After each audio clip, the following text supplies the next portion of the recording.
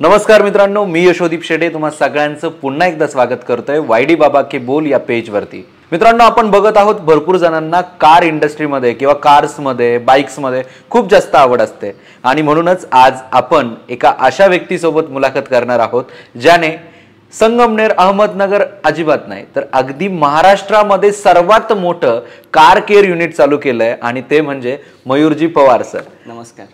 Mayurji Pawar sir हे माझे खूप जुने मित्र आहेत आणि त्याचमुळे या मैत्रीच्या स्वरूपाला आज आम्ही तुमच्यापर्यंत एक माहितीपूर्ण पॉडकास्ट घेऊन येतोय ज्यामध्ये तुम्हाला तुमच्या कारच्या रिलेटेड जे काही डाऊट्स असतील ते डाऊट्स यामधनं क्लिअर होतील आणि तुम्हाला एक चांगलं मार्गदर्शन यातनं भेटेल। तर चला तर सुरुवात करूया। नमस्कार मयूर सर। नमस्कार सर। सो मयूर सर, माझा पहिला प्रश्न असा आहे की तुम्ही या बिझनेसमध्ये येण्याआधी थोडंसं तुमच्याबद्दल व्यक्तिशः सांगा की तुमचं शिक्षण काय झालंय, तुम्ही कशा पद्धतीने या व्यवसायामध्ये आलात आणि खास करून तुम्ही कारचाच व्यवसाय का निवडला? येस, बेसिकली कसं आहे माहिती सर, माझं शिक्षण डिप्लोमा मेकॅनिकल झालेलं आहे। ज्यावेळेस मी डिप्लोमाला ॲडमिशन घ्यायचं होतं ना त्यावेळेस ते मला ऑटोमोबाईल डिप्लोमाला ॲडमिशन घ्यायचं होतं। मी ऑटोमोबाईल डिप्लोमाला ॲडमिशन घेतलं, बट माझ्या वडिलांनी तिथे जाऊन परस्पर चेंज केलं आणि डिप्लोमा मेकॅनिकलला ॲडमिशन घेतलं। तो सगळ्यात माझ्यासाठी थोडा आवडीचं नव्हतं ते, बट तरी पण मी डिप्लोमा मेकॅनिकल पूर्ण केला आणि ह्या इंडस्ट्रीमध्येच आलो बिकॉज माझं पॅशनच ह्या इंडस्ट्रीमधलं होतं। ऑटोमोबाईल रिलेटेड काम करणं हे माझं पॅशन होतं। त्यातल्या त्यात खास मला लहानपणापासून आहे ना एक डिटेलिंगची जास्त आवड होती। कार डिटेलिंग एक सेगमेंट आपण थोड्या वेळाने त्याच्यावरती चर्चा करू, डिस्कस। बट डिटेलिंगमध्ये मला जास्त आवड होती आणि मी बरोबर ह्या फील्डमध्ये माझ्या पॅशन बरोबर मी जोडलं गेलेलो आहे। आणि नंतर डिप्लोमा झाल्यानंतर मी काही दिवस मारुती डीलरशिपमध्ये पण जॉब केला, महिंद्रा डीलरशिपमध्ये पण काही दिवस जॉब केला। बट मला एक बिझनेस करायचं आहे तर माझ्या लहानपणापासून स्वप्न होतं। मला इतकं काही कळत नव्हतं पण त्यावेळेस मला असं वाटायचं का माझी कंपनी असावी, मला माझी कंपनी चालू करायची, असं एक त्यावेळेसचं स्वप्न होतं। पण बेसिकली बॅकग्राऊंड काही नव्हतं आणि त्यातल्या त्यात कशी कंपनी चालू करायची का छोट्यापासून चालू करायची हे काहीच माहीत नव्हतं। मग नंतर जॉब केल्यानंतर बऱ्याचशा गोष्टी क्लिअर होत गेल्या। नंतर मी 2018च्या लास्टला कार स्पा चालू केलं। ॲक्च्युली बेसिक कार वॉशिंग चालू केलं होतं मी। कार वॉशिंग चालू केल्यानंतर मग त्याच्यातून हळूहळू ग्रो होत मी ऑटोफॉर्म या नामांकित कंपनीची फ्रँचायझी घेतली कार सीट कव्हरची 2020ला। 2020ला जानेवारीमध्ये फ्रँचायझी घेतली आणि मार्च 2020ला कोविड लागला। कोविड आल्यानंतर एक 6-8 महिने माझ्याकडे म्हणजे ऍक्च्युली काहीच नव्हतं, सगळं लोन घेऊन चालू केलं होतं। एकदम डिप्रेशनमध्ये गेलो किंवा आता खर्च कसा काढायचा त्या महिन्यातला इथून प्रश्न चालू झाले होते माझे। बट त्यावेळेस मला खूप काही वेळ मिळाला जो घरी मी अभ्यास करू शकलो, काम कसं करायचं, बिझनेसेस चालतात कसे, टीम कशी हँडल करायची, प्रोसेस काय, सिस्टम काय, या गोष्टी मी बऱ्यापैकी शिकलो। नंतर मग पिकअप घेतला मी माझ्या बिझनेसमध्ये आणि त्यावेळेस मला ऑटोफॉर्म कंपनीचा फास्टेस्ट ग्रोईंग अवॉर्ड पण मिळाला होता, खास 2020 सालीच। नंतर मग जसं कंपनी चालू करायचं स्वप्न होतं म्हणून माझं असं मी फायनल केलं की आता महाराष्ट्रातलं सगळ्यात मोठं कार केअर युनिट आपण संगमनेरमध्ये चालू केलं पाहिजे। हळूहळू आम्ही एका बिझनेसमध्ये एंट्री करत गेलो। आधी सीट कवर, नंतर ॲक्सेसरीज, नंतर इलेक्ट्रॉनिक सेगमेंट आता जस्ट आम्ही चालू करतोय। नंतर आम्ही डेंटिंग पेंटिंगच्या व्यवसायामध्ये आत्ता येतोय आणि परत मी जो सगळ्यात पहिल्यांदा बिझनेस चालू केला आता कार वॉशिंग, आता तोही आम्ही परत चालू केला आहे। 22,000 स्क्वेअर फीटमध्ये संगमनेरमध्ये आपलं आता कार केअर युनिट आहे sir. Very nice, very nice. So sir, ज्यावेळेस मी तुमचं पॉडकास्ट घ्यायला येत होतो त्यावेळेस मी माझ्या इन्स्टाला एक स्टोरी टाकलेली आणि त्यातनं मी माझे जे प्रेक्षक होते त्यांना विचारलेलं की तुम्हाला नेमकं काय जाणून घ्यायचं, तर त्यातनं मुलांनी विचारलं की तुम्ही नेमकं व्यवसायाचं नाव कसं फायनल करता, त्यातल्या त्यात तुम्ही व्यवसायासाठी फायनान्स कसं उभे करता आणि त्यातल्या त्यात तुम्ही बिझनेसमध्ये कोणते कोणते चॅलेंजेस येतात।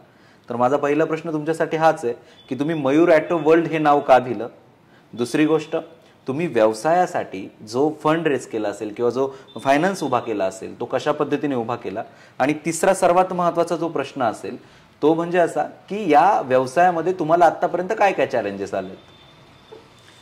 येस, सगळ्यात फर्स्ट तुमचा पहिला प्रश्न जो आहे का तुम्ही मयूर ऑटो वर्ल्ड हे का नाव दिलं?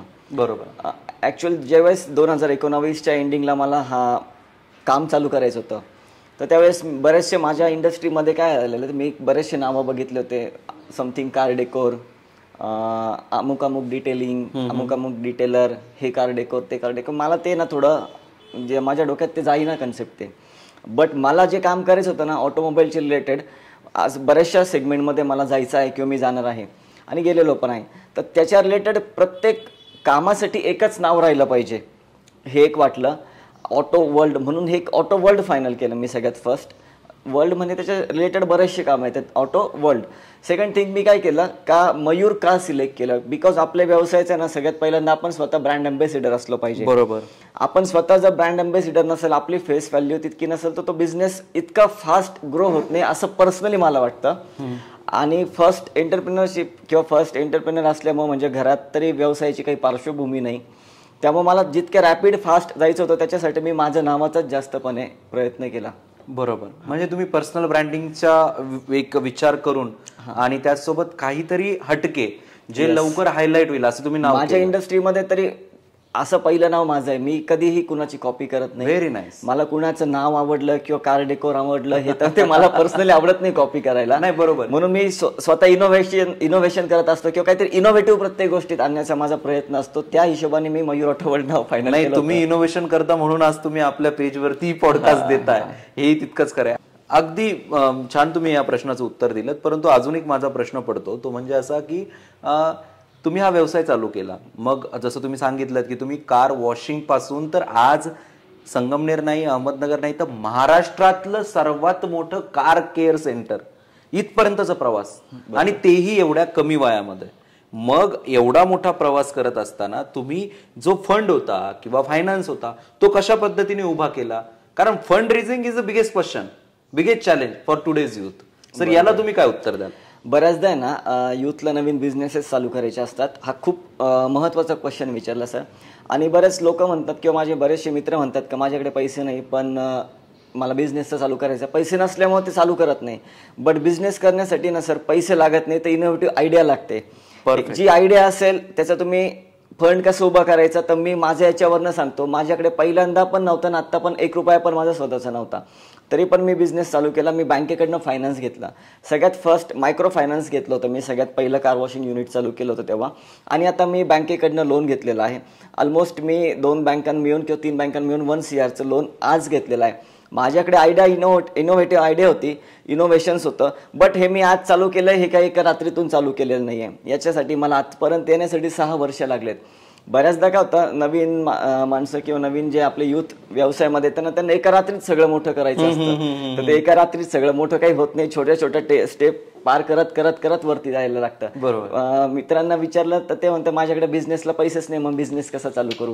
त्यांना जायचं असतं लिफ्टमध्ये बसून वरती, पण ऍक्च्युअल बिझनेसची प्रोसेस आहे पायरी पायरी चढून जायला लागते. तर मीही काय केलं, मी बँकेकडनं सगळं फायनान्स घेतलेलं आहे. आणि लॉट ऑफ चॅलेंज आलेले आहेत. एक एक चॅलेंज पार करत पुढे गेलं तर दुसरं चॅलेंज पुढे उभं राहतच. याच्यापेक्षा मोठे मोठे चॅलेंज नेहमी तयार असतात.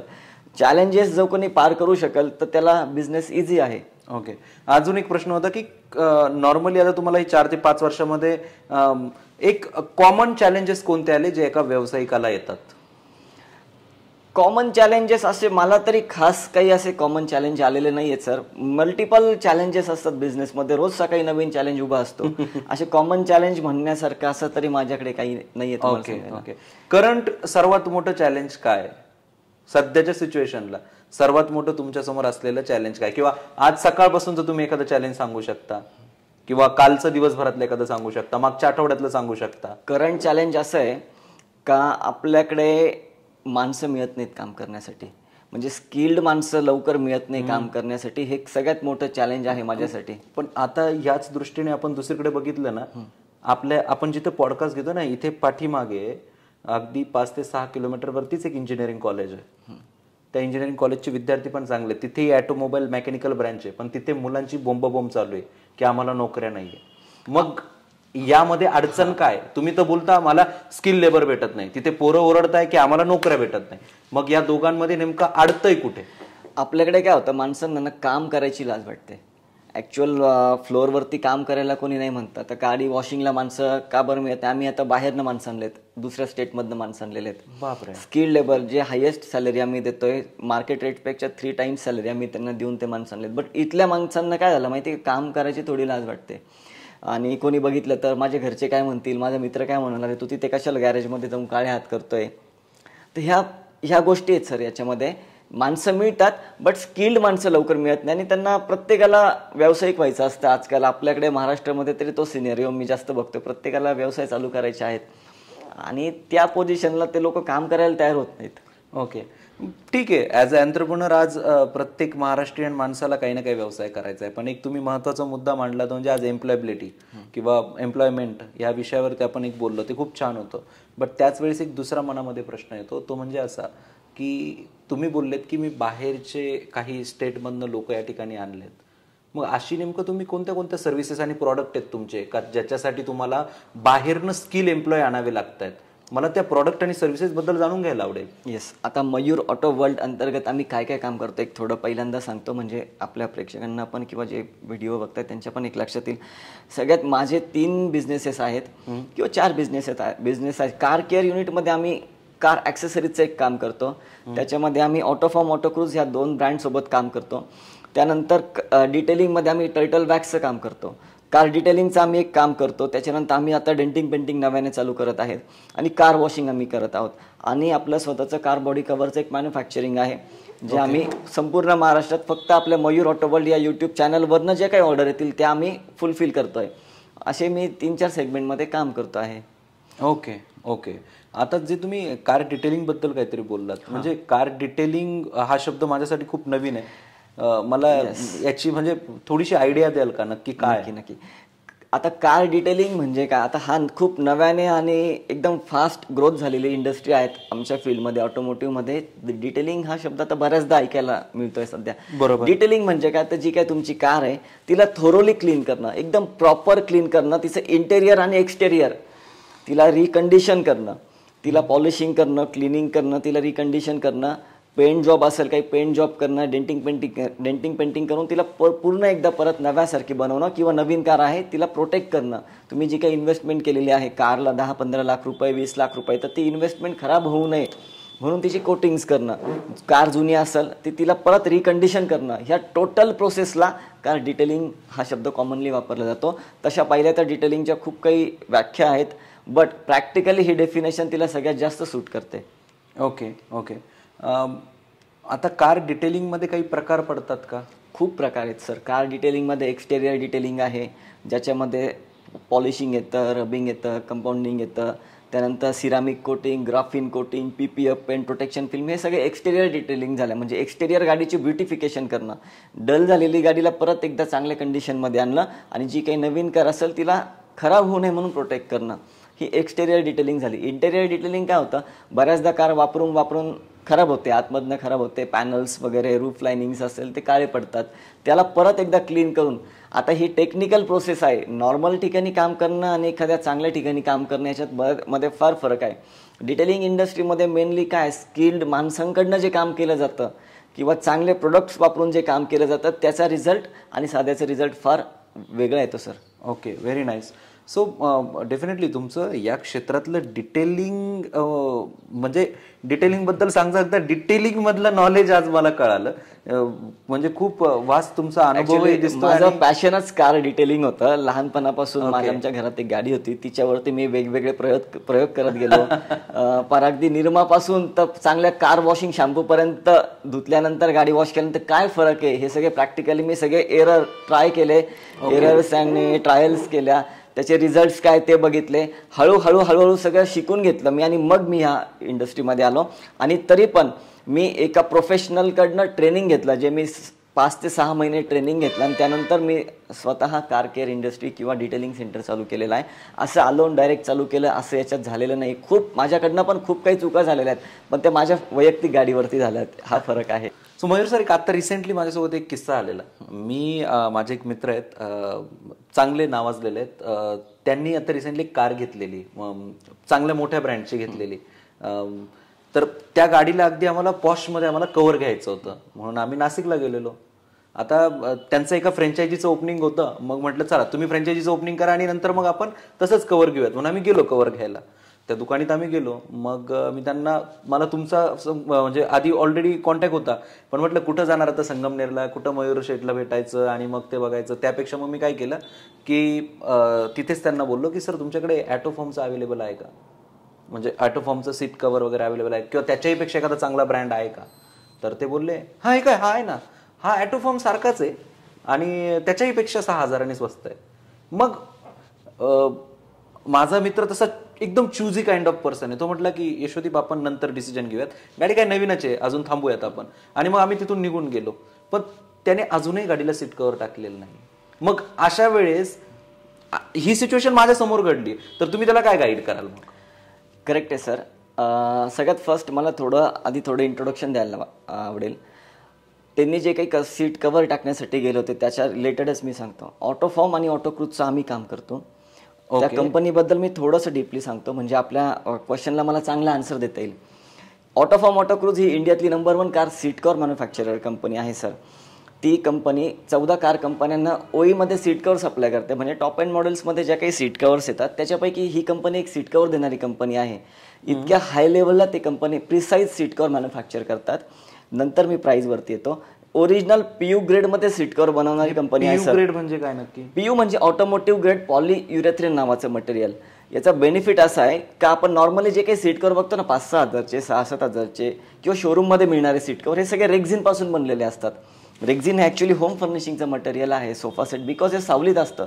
ज्यावेळेस रेक्झिनचा सीट कव्हर लावलेली कार तुम्ही बाहेर उन्हामध्ये थांबवणार, उन्हामध्ये थांबली तर तिचा एक पर्टिक्युलर स्मेल येतो, त्याला केमिकल ओडर म्हणतात. म्हणजे आता हे पण रेक्झिनच आहे? हे रेक्झिन आहे बघा. म्हणजे आता मी आपल्याला पॉडकास्ट मध्ये पण ते अडचण आहे बघा, आपण ज्यावेळेस असं हे चिकट फील करतो ना, हे चिकटचा आवाज येतोय. रेक्झिन हे होम फर्निशिंगचं मटेरियल आहे. रेक्झिनचा सीट कव्हर ज्यावेळेस कारमध्ये लावाल आणि ती कार उन्हात थांबेल त्यावेळेस एक पर्टिक्युलर वास येतो. लोक म्हणतात बऱ्याचदा मळमळ होते गाडीमध्ये, डोकं दुखतंय. उन्हात थांबल्यानंतर रेक्झिनच्या केमिकल प्रॉपर्टी चेंज होतात. केमिकल प्रॉपर्टी चेंज झाल्यानंतर तिथे एक पर्टिक्युलर फ्यूम सोडले जातात आणि त्यांनी वास येऊन आपलं डोकं दुखतं, मळमळ होते, वॉमिटिंग होते. हे त्या रेक्झिनमुळे होतं.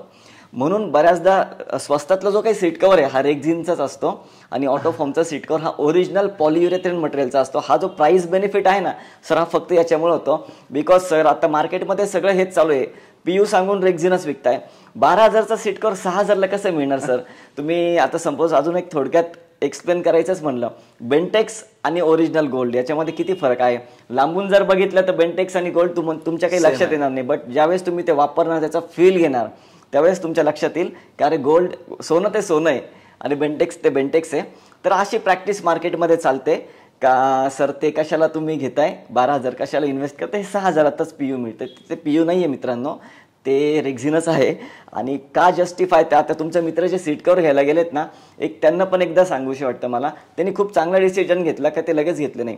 ज्यावेळेस त्यांना ती कार घ्यायची होती, सपोज तुम्हाला जर एखादी कार घ्यायची आहे तर तुम्ही किती बारीक विचार करता, ग्रँड विटार घेऊ का हायरायडर घेऊ, मारुती घेऊ का ह्युंडाई घेऊ, क्रेटा घेऊ का सेल्टॉस घेऊ, वेन्यू घेऊ का सोनेट घेऊ. तिथे इतका बारीक विचार करता, खूप रिसर्च करता, त्याच्यावरती रिव्ह्यू बघतात, युट्यूबला जाऊन रिव्ह्यू बघतात, 4 मित्रांना विचारतात, नातेवाईकांना विचारतात अरे ही गाडी घेऊ का. त्यावेळेस खूप विचार करता आणि त्याच गाडीला ज्यावेळेस सीट कव्हर घ्यायची वेळ येते त्यावेळेस कुणाचं पण ऐकून लगेच टाकून येतं का आणि फसून जातात. इतकी भारी गाडी घेतलेली असती आणि साध्या सीट कव्हरमधनं त्या गाडीचं सगळं इंटेरियरचा फील गेलेला असतात. सीट कव्हर हे एकमेव असं प्रोडक्ट आहे का जे गाडीत बसल्यानंतर तुम्हाला लक्झरी वाटलं पाहिजे, तिथे बसल्यानंतर कम्फर्ट वाटलं पाहिजे, फिटिंग त्याची ओई टाईपच फिटिंग पाहिजे, तर त्या कारची मजा येईल. नाही तर तुम्ही सपोज मर्सिडीज घेतली आणि आतमध्ये सपोज एकदम लोकल सीट कव्हर टाकून दिला तर त्या मर्सिडीजचं तरी फील राहील का त्या गाडीमध्ये बसल्यानंतर? एक एक्झाम्पलसाठी सांगितलं मी. म्हणून सीट कव्हर घेताना खूप चांगला विचार करून सीट कव्हर घेतला पाहिजे. तुम्ही स्वतः त्याच्यावरती अभ्यास केला पाहिजे. नुसतं मी म्हणतोय हे घ्या म्हणून ते पण घेतलं नाही पाहिजे. त्याच्यावरती त्याचे स्पेसिफिकेशन्स काय आहेत, त्याचे डिटेल्समध्ये जाऊन मग तो डिसिजन तुम्ही स्वतः घेतला पाहिजे, ना की कोणाच्या सांगण्यावरून घेतला पाहिजे, कोणाच्या रेफरन्सवरून तर नाही घेतला पाहिजे, बट तुम्ही स्वतः त्याचा नक्की अभ्यास केला पाहिजे सर. अगदी बरोबर. आणि त्याचमुळे मी आता रिसेंटली तुमची एक फेसबुकला जस्ट पोस्ट बघितलेली, त्या पोस्टमध्ये मी कमेंट वाचलेल्या, कारण मी कुणाचाही पॉडकास्ट घेताना प्रॉपर स्टडी करतो, म्हणजे जरी तो जवळचा मित्र असला तरी. तुमची कालचीच पोस्ट होती, त्याच्यामध्ये एक आमचेच मित्र किंवा आपले कॉमन मित्र आहेत संदीपजी शेळके सर, बरोबर, त्यांची एक भरपूर मोठी कमेंट होती. त्यात मी वाचलेलं की तुमचे जवळपास 8,000 कस्टमर झालेले आहेत. सो म्हणजे खरंच 8,000 कस्टमर? 8,000 नाही सर, 8,000 पेक्षा जास्त कस्टमरचा काउंट आहे तो. आम्ही ज्यावेळेस 2020ला ऑरेंज कॉर्नर मयूर ऑटोवर्ल्ड नावाने हे ब्रँडेड शोरूम्स जे चालू केले होते आणि 1 वर्षात लगेच डिटेलिंग चालू केलं होतं, हा टोटल फिगर माझा 8,000 पेक्षा जास्त आहे. ओके. हा 8,000 कस्टमरचा डेटा माझ्याकडे आहे. बट बऱ्याचदा काय होतं, घाईमध्ये प्रत्येक कस्टमरचा नंबर लिहिला जात नाही. त्याची ती जी डील झालेली आहे, सेल्स झालाय, त्याचा नंबर बऱ्याचदा 25% कस्टमरचा आमच्याकडनं पण लिहिला गेलेला नाहीये. ओके. म्हणून 8,000 पेक्षा जास्तच आमचे कस्टमर झालेले आहेत. ते पण 38 महिन्यामधला काउंट आहे तो. बरोबर. आमच्याकडे प्रत्येक कस्टमरचा डेटा आम्ही घेतला जातो काय विकलं त्यांना, काय प्रोडक्ट घेतलं, सर्व्हिसेस घेतल्या, त्याची एंट्री असते आमच्याकडे. ओके. एखाद्याला व्यवसाय चालू करायचा असतो तर तो मोस्टली मी बघतो की सुरुवातीला भरपूर जण डायरेक्टली प्रॉडक्टमध्ये इन्व्हेस्टमेंट करतात आणि कदाचित कधी कधी ते फसतातही. बरोबर. आणि काही जण सर्व्हिस बेसमध्ये येतात, जसं की तुम्ही सुरुवातीला सर्व्हिस बेसमधनं आले, मग आता तुम्ही हळूहळू भरपूर मोठं साम्राज्य क्रिएट केलं. तर तुम्ही ज्यावेळेस सर्व्हिसमधनं आता एवढं मोठं साम्राज्य क्रिएट करताय, तर तुम्ही स्वतःचा काही प्रॉडक्ट लॉन्च करताय का, किंवा तुमचं काही मॅन्युफॅक्चरिंग आहे का, किंवा त्याचा तुम्ही काही विचार करताय का? येस, मला तुम्हाला सांगायला नक्की आवडेल. 2020च्या पासूनच आम्ही त्याच्यावरती काम करायला, बॅकएंडला काम करायला सुरुवात केलेली होती.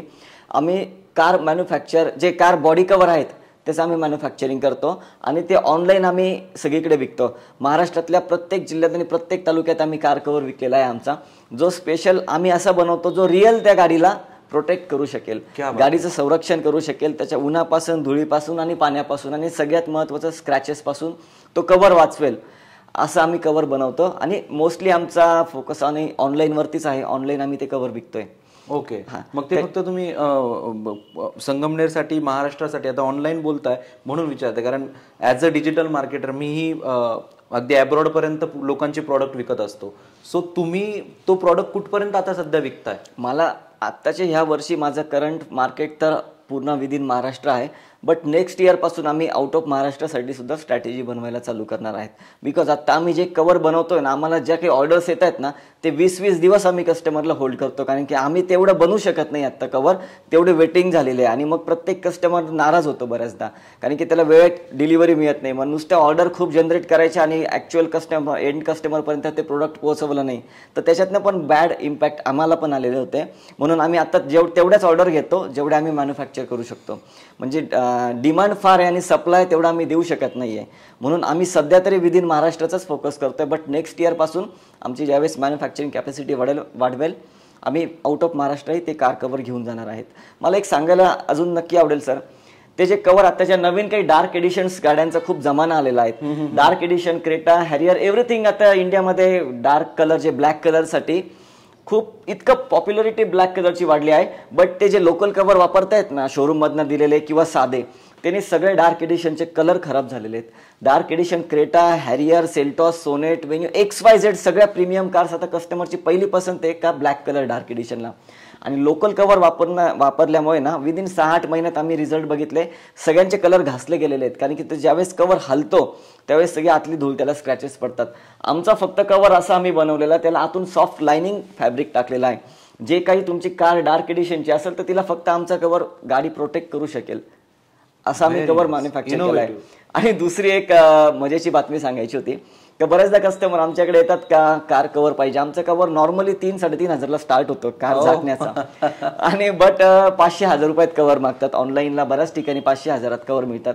मला फक्त एक सांगायचं होतं, गमतीचा भाग, एक शर्ट जर 500 रुपयात बनवू शकत नाही तर एवढी मोठी गाडी झाकायची, तिचा कव्हर कसा बनेल 500 रुपयामध्ये? नाही. आणि एक गोष्ट मी ऑब्झर्व केली, म्हणजे माझे तरुण उद्योजक या ठिकाणी आलेले असतील, ज्यांना म्हणजे काही दर्शक असतील ज्यांना व्यवसाय चालू करायचा आहे, तुम्ही यांचा माइंड बघितला का? म्हणजे कव्हर एका ठिकाणी तुम्हाला 500 रुपयाला पण भेटतोय, पण तोच कव्हर हे 3,500ला घेऊन येत आहे, कारण यांची कल्पकता आणि सध्याची मार्केटची डिमांड.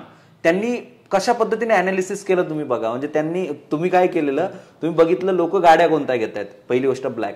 त्यांचा सगळ्यात मोठा प्रॉब्लेम काय, ब्लॅक का घेतो? अरे ती चांगली चमकावी, चांगली दिसावी, चांगला लुक भेटावा.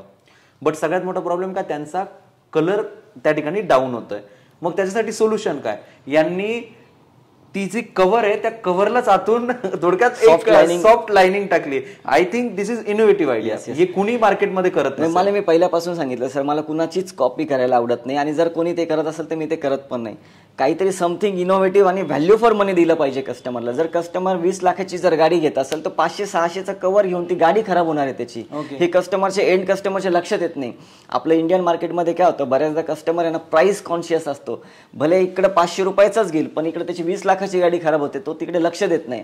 तर माझा फोकस तोच आहे नेहमी, का तुम्ही जी गाडी घेतली तिचं खरं प्रोटेक्शन होईल असं कव्हर घेतलं पाहिजे. हीच गोष्ट सीट कव्हरला पण लागू पडते, हीच गोष्ट मॅटिनला पण लागू पडते, डिटेलिंगला पण हीच गोष्ट लागू पडते. माझा फोकसच पहिल्यापासून व्हॅल्यू फॉर मनी प्रोडक्ट आणि व्हॅल्यू फॉर मनी सर्व्हिसेसवरती आहे सर. आम्ही मार्केटमध्ये कोण कितीला विकतंय, 500ला विकतंय का फुकट विकतंय, मी तिकडे कधीच बघत नाही. मला काय बेस्ट ऑफ बेस्ट माझ्या कस्टमरसाठी देता येईल त्याचा मी प्रयत्न करतो नेहमी. मयूर सर, मी माझा प्रत्येक पॉडकास्ट घेताना थोडंसं सर्वे करतो आधी. सांगितलेलं. तर आत्ता एक सर्वे केला आणि त्यातलं मला असं जाणून आलं की मार्केटमध्ये खास करून या कार इंडस्ट्रीमध्ये, म्हणजे मी खास करून हा शिर्डीमध्ये सर्वे केलेला आमच्या, त्यानंतर कोपरगावला केलेला, तर त्या ठिकाणी असं बघितलं की कॉम्पिटिशन वाईज जे एकमेकांचे जे कॉम्पिटिशनवाले जे व्यावसायिक आहेत ते त्यांच्या सर्व्हिसेसची जे चार्जेस आहेत ते कमी करतात. बरोबर. हां, तर तुम्ही तुमच्या कस्टमर वाढवण्यासाठी काही चार्जेस वगैरे तुम्ही कमी करतात का, तुम्ही काही डिस्काउंट वगैरे देतात का, किंवा तुम्ही त्याच्याबद्दल कशी स्ट्रॅटेजी करतात, हे मला नवीन उद्योजकांना मला गाईड करावं असं मला वाटतं. तुम्ही बरोबर आहे सर एकदम. ज्यावेळेस कॉम्पिटिशन तयार होते ना त्यावेळेस सपोज इथे 5 दुकानं आहेत आणि अजून 50 दुकानं आलेत, तर लोक काय करतात किंवा कॉम्पिटिटर काय करतो, याच्यापेक्षा मी अजून स्वस्त देईल, तिने स्वस्त दिला का तो त्याच्यापेक्षा अजून स्वस्त देईल. बट तो लास्ट लेवलला ना जी क्वालिटी डिलिव्हर करायला पाहिजे ना ती क्वालिटी डिलिव्हर होत नाही किंवा तो कन्सिस्टंट काम करू शकत नाही त्यामध्ये. बिकॉज आपण ज्या आपल्या ब्रेक इव्हन पॉईंटच्या पण खाली जाऊन आपण ज्यावेळेस काम करायला लागतो ना त्यावेळेस कुठेतरी दुकानदार किंवा तो ओनर कॉस्टमध्ये कॉम्प्रोमाइज करायला चालू करतो. कॉस्टमध्ये कॉम्प्रोमाइज केल्यानंतर जो एंड रिझल्ट कस्टमरला मिळायला पाहिजे ना तो कस्टमरला एंड रिझल्ट मिळत नाही. माझ्या मेन सर्व्हिसेसमध्ये मी तर कधीही कॉस्ट कटिंग करत नाही किंवा कॉस्ट वाईज काम करत नाही, किंवा कॉम्पिटिशन किती पण आली, अजून कॉम्पिटिशन तयार झाली तरी मी रेट कमी नाही करणार सर, पण मी रेट वाढवेल आणि अजून जास्तीत जास्त चांगलं कसं मला देता येईल ते मी करेल. अजून एक उदाहरण घेऊन सांगतो. आमचं सीट कवर जो फिटिंग आहे ना, तर सीट कवर इन्स्टॉलेशनचा रेट आहे ना मार्केटपेक्षा आमचा 1200-1500 रुपयांनी जास्त आहे. बरोबर. बिकॉज आम्ही नुसतं सीट कवर विकत नाही तर त्याची बेस्ट ऑफ बेस्ट वर्कमॅनशिप द्यायचा प्रयत्न करतो. एक्सपिरियन्स माणसं, आम्ही स्किल्ड माणसं सर कामासाठी घेतो. त्या इन्स्टॉलेशनसाठी हायली स्किल्ड माणसं कुठे असतील तर ते आम्ही माणसं कामासाठी घेतो आणि त्यांच्याकडनं ते इन्स्टॉलेशन करून घेतो. ते ज्या क्वालिटीने इन्स्टॉलेशन करतात, जो फील लक्झरी देतात, ते चीप लेबर नाही देऊ शकत. म्हणून प्राईजमध्ये डाऊन करणं किंवा प्राईज रेट तोडून काम करणं हे मला म्हणजे माझ्या बुद्धीला पटत नाही. ओके. बिकॉज ती व्हॅल्यू नाही देऊ शकत आपण कस्टमरला लो प्राईजमध्ये. म्हणून जी प्राईज आहे आम्ही जे देतो ते बऱ्याचदा कस्टमर सांगतात का आम्ही पुण्यामध्ये हा सेम सीट कवर 1200 रुपयांनी स्वस्त मिळत होता. बट तुम्ही तिथे कधी चेक केलं का तो सीट कवरची फिटिंग करण्याची पद्धत कशी, ती वर्कमॅनशिप कशी आहे. नुसतं पैसे कमवण्याच्या हेतूने 5 मिनिटात कस्टमरला फ्री करून देण्यापेक्षा योग्य टाईम घेऊन योग्य क्वालिटी इन्स्टॉलेशन करून चांगली सर्व्हिस देऊन हे कधी पण बेस्ट राहील असं पर्सनली मला वाटतं. ओके. आता रिसेंटली आहे ना मी एका शोरूममध्ये गाडी बघायला गेलेलो. गाडी बघितली, मला छान वाटली. मग आम्ही असं प्राइसिंगवरती बोलायला लागलो. तर मग प्राइसिंगवरती बोलता बोलता तो समोरचा जो एक्झिक्युटिव्ह होता, सेल्स एक्झिक्युटिव्ह, मार्केटिंग एक्झिक्युटिव्ह, त्यांनी मला सांगायला सुरुवात केली की तुम्ही ही कोटिंग घ्या. म्हणजे मग ती काय टॅफ्रॉन, सिरॅमिक वगैरे अशा खूप साऱ्या कोटिंग असे नाव घेतले की जे मी फर्स्ट टाइम ऐकत होतो. मग या सगळ्या कोटिंगबद्दल बोलायला लागले. मग अगदी त्याची प्राइसिंग मी काही लोकल दुकानांमध्ये बघितली, म्हणजे लोकल शोरूम्समध्ये बघितली, तर ती 8 ते 10 हजार. अगदी मग पुण्याच्या लेवलला गेलो तर काहींनी तर मला 25-25, 30-30 हजार सांगितले. मग नेमकं ज्या व्यक्तीला नवीन गाडी घ्यायची आहे, शेवटी कुणी गाडी घेताना त्याचं स्वप्न असतं. मग ते स्वप्न पूर्ण करण्यासाठी त्याला काहीतरी चांगली सर्व्हिस हवी असते, काहीतरी चांगली गोष्ट हवी असते, चांगलं माझं कसं मला चांगली इन्व्हेस्टमेंट करता येईल, कारण ती गाडी स्वतःची एक इन्व्हेस्टमेंट आहे. मग अशा वेळेस त्या व्यक्तीला तुम्ही काय गायडन्स कराल? बरोबर आहे सर. सगळ्यात फर्स्ट आहे ना त्या व्यक्तीने आधी ठरवलं पाहिजे आपण गाडी घ्यायला जातोय का गाडीची ॲक्सेसरीज घ्यायला जातोय. शोरूम काय करतं, मेन बिझनेस त्यांचा कार विकणं हा आहे. त्या कार विकणं, तिची सर्व्हिस देणं, first service, second service, third service, maintenance करणं हा मेन त्यांचा बिझनेस आहे. बरोबर. बट ज्यावेळेस कस्टमर आहे ना, ग्राहक खूप म्हणजे भोळे असतात, तर त्यांच्या भोळेपणाचा ना बऱ्याचदा शोरूमवाले फायदा उचलतात. असं पर्सनली मला जास्त अनुभव आलेला आहे. त्या कस्टमरला आहे ना ज्यावेळेस गाडी घ्यायला जातात ना त्यावेळेस त्यांना बऱ्याचशा अननेसेसरी गोष्टी चिपकून दिल्या जातात. त्यांना ते बळी पडलं जातं का ते घ्यायला. मोठं किट तयार केलेलं असतं, एक 30-40 हजारचं किट तयार केलेलं असतं आणि ते त्यांना बळजबरी विकलं जातं. नाही तर गाडी देणार नाही. आता खूप काही फंडे आलेत मार्केटमध्ये का गाडी मिळणार नाही, गाडीला फार वेटिंग आहे, बट ही गाडी अवेलेबल आहे, हिला एवढं किट लावलेलं आहे आम्ही, ते तुम्हाला घ्यायला लागेल, दुसऱ्या दिवशी गाडी देतो. मोस्टली नॉर्मल आफ्टर कोविड नंतर गाडीला 1-1 वर्षाचे वेटिंग गेले होते. ह्या कस्टमरच्या ह्या पॉईंटचं त्यांनी बरोबर प्लस पॉईंट करून त्यांनी काय केलेलं आहे, ती गाडी ॲक्सेसरीज, नेकेड गाडीला ॲक्सेसरीज लावूनच विकले गेलेले आहेत. आता कस्टमरला आहे ना आधी एक त्यांनी लक्षात घेतलं पाहिजे, जसं एक म्हण आहे आपल्याकडे का सोनाराकडनंच कान टोचून घ्यावे, तसं त्यांनी प्रत्येक गोष्टीतल्या एक्सपर्टकडनं ते काम करून घेतलं पाहिजे. सपोज कार शोरूममध्ये घेतली पाहिजे, ॲक्सेसरीज त्या जे मेन त्यांचा कोर बिझनेस आहे ॲक्सेसरीजचा, सीट कव्हरचा, डिटेलिंगचा, त्या एक्सपर्टकडनं ते काम करून घेतलं पाहिजे असं बेसिकली मला वाटतं. आणि तरी पण लास्ट डिसिजन हा कस्टमरचाच असतो. त्यांनी प्रॉपर अभ्यास केल्याशिवाय डिसिजन घेऊ नये. लगेच घाईमध्ये कुणाला पण येस म्हणून तो ॲक्सेसरीज टाका किंवा कोटिंग करा, हे असं करायला नाही पाहिजे. त्यांनी प्रॉपर त्याचा अभ्यास केला पाहिजे, 4 ठिकाणी चौकशी केली पाहिजे, त्याचा एक्सपिरियन्स आहे का त्या माणसाचा तितका, ते बघून मग ते काम केलं पाहिजे. दुसरा प्रश्न तुम्ही मला प्राइसिंगवरती विचारला. आता 8-10 हजारात शोरूममध्ये प्राइस कोटिंग होतं, काही टेफ्लॉन कोटिंग 10 हजारात विकलं जातं. जे टेफ्लॉन असते, हे पहिली गोष्ट प्राइसिंगवरती आपण नक्की जाऊयात, पण मला हा पहिला प्रश्न पडला की हे टेफ्लॉन आणि सिरॅमिक कोटिंग नेमकं आहे तरी काय? सांगतो. टेफ्लॉन आहे ना, हे ड्युपॉन्ट कंपनीचं प्रोडक्ट होतं. USA ची कंपनी आहे ड्युपॉन्ट. ते 1992लाच त्याने डिस्कंटिन्यू केलेलं आहे. टेफ्लॉन आता अस्तित्वातच नाही मार्केटमध्ये. पण तरी पण आता नॉर्मल रबिंग करून दिले नाही, हलका पॉलिशचा हात मारला किंवा मशीननी पॉलिश मारली का त्याला ते टेफ्लॉन कोटिंग म्हणतात. आणि ते कोणी 2000ला विकतंय, कोणी 5000ला विकतंय, तर कधी शोरूमवाले 10,000ला पण विकतील. हा इतका डिफरन्शिएट काय तो कस्टमरच्या अवेअरनेस नसल्यामुळे. हा कस्टमरला माहिती नाही आहे का टेफ्लॉन कोटिंग म्हणजे काय. साधा फक्त रबिंग करून पॉलिश करून दिली का त्याला ते टेफ्लॉन कोटिंग म्हणतात, जे प्रोडक्टच मुळात अस्तित्वात नाही आहे. सेकंड थिंग, सिरामिक कोटिंग, जी रिअली कोटिंग आहे. टेक्निकली याला नॅनो टेक्नॉलॉजी पण म्हणतात.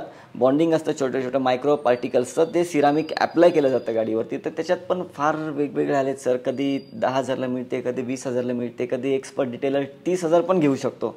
हे कम्प्लिटली डिपेंड ऑन तुम्ही किती मन लावून काम करताय, किती डिटेल्ड टू ॲक्शन करताय, त्या गाडीवरती किती प्रॉपर काम करताय, बेसिक प्रोसिजर फॉलो करतायत का. सिरामिकच्या फार छोट्या छोट्या गाईडलाईन्स आहेत, त्या गाईडलाईन्सला तुम्ही फॉलो करतायत का, स्टेप बाय स्टेप काम करतायत का, किती वेळ देत आहेत, यावरती सिरामिक कोटिंगची प्राइजेस व्हॅरी होते.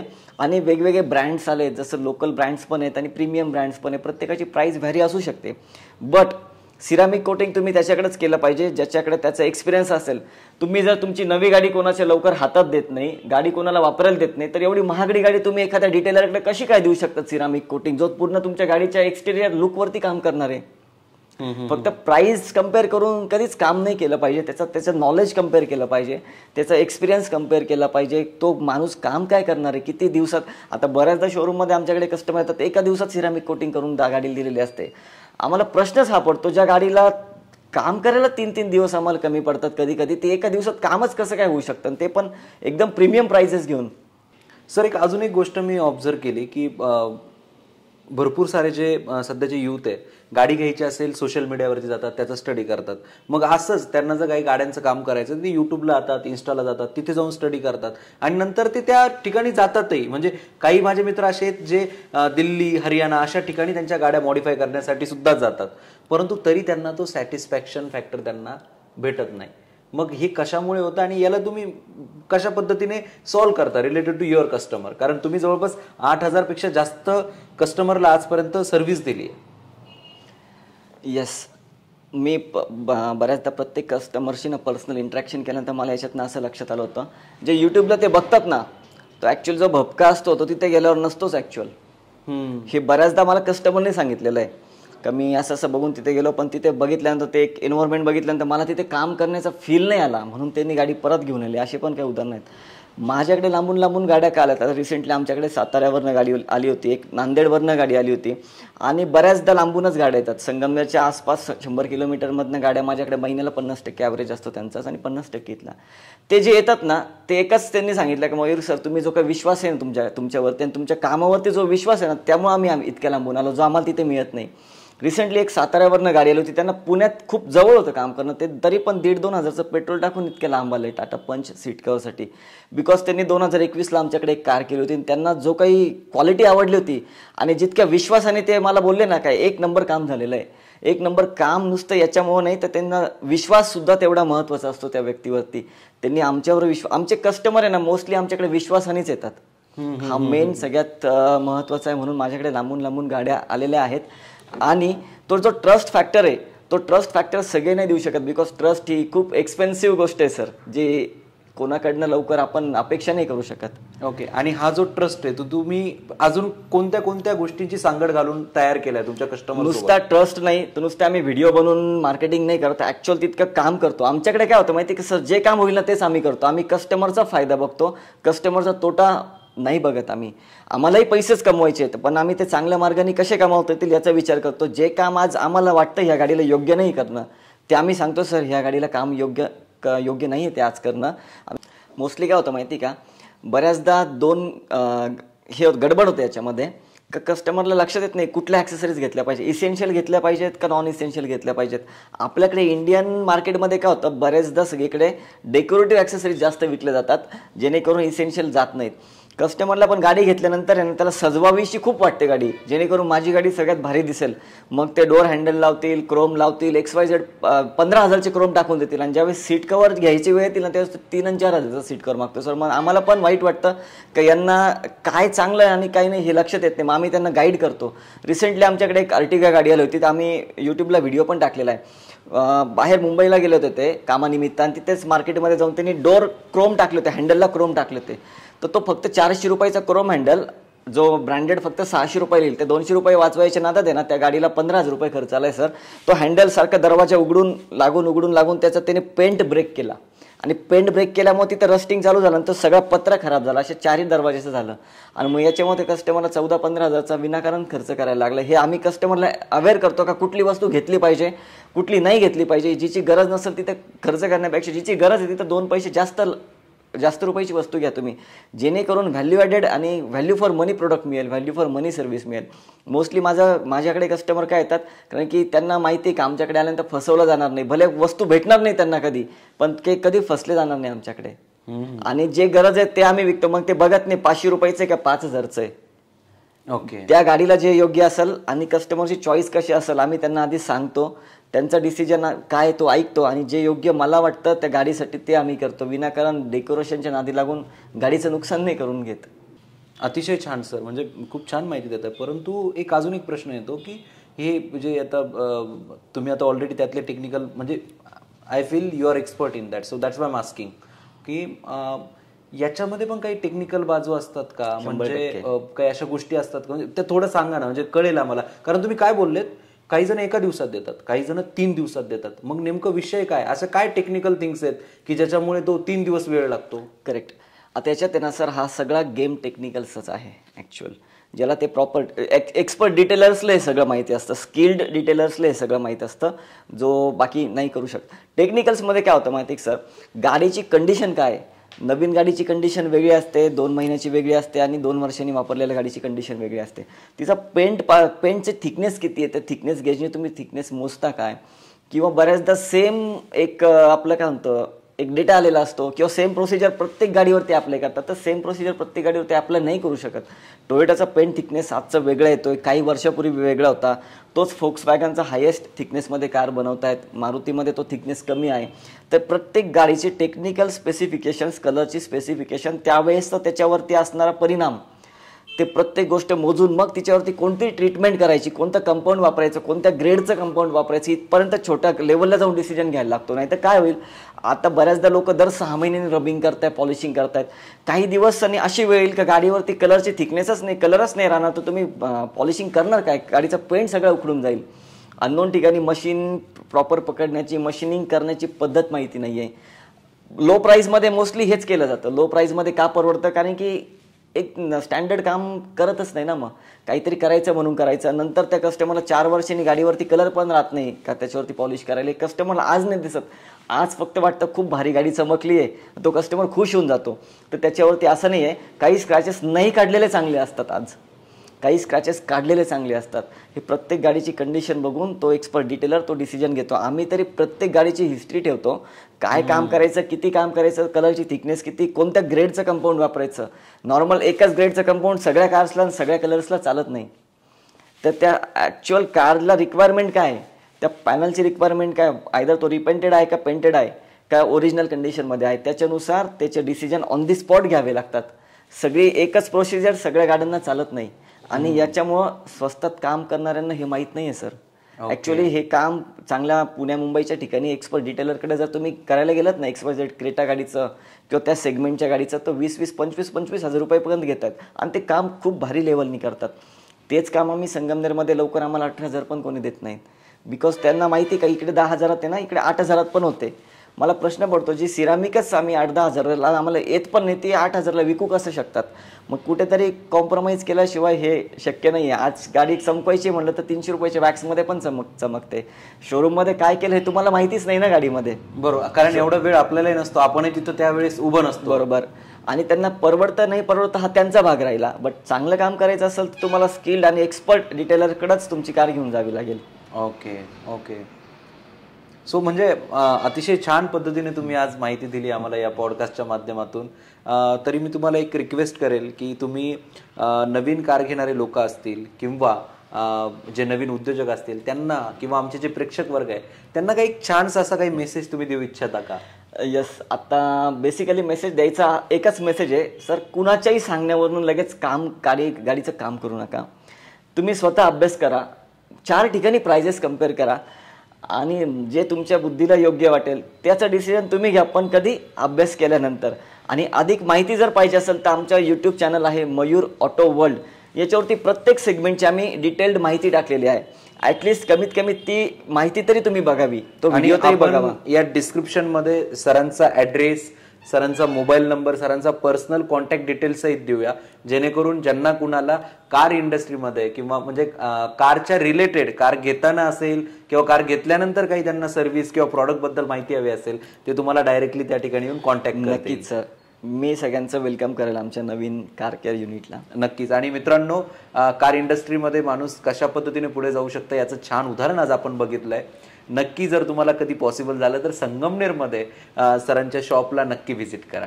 तर मित्रांनो, तुम्हा सर्वांना एक विनंती आहे, सरांचं YouTube channel Mayur auto world याची लिंक डिस्क्रिप्शनमध्ये आहे, सरांनाही जाऊन सबस्क्राईब करा. आणि त्याचसोबत जर अशाच नवनवीन व्हिडिओसाठी वायडी बाबा के बोल या पेजला सुद्धा फॉलो करा आणि आम्हालाही सबस्क्राईब करा. धन्यवाद. थँक्यू.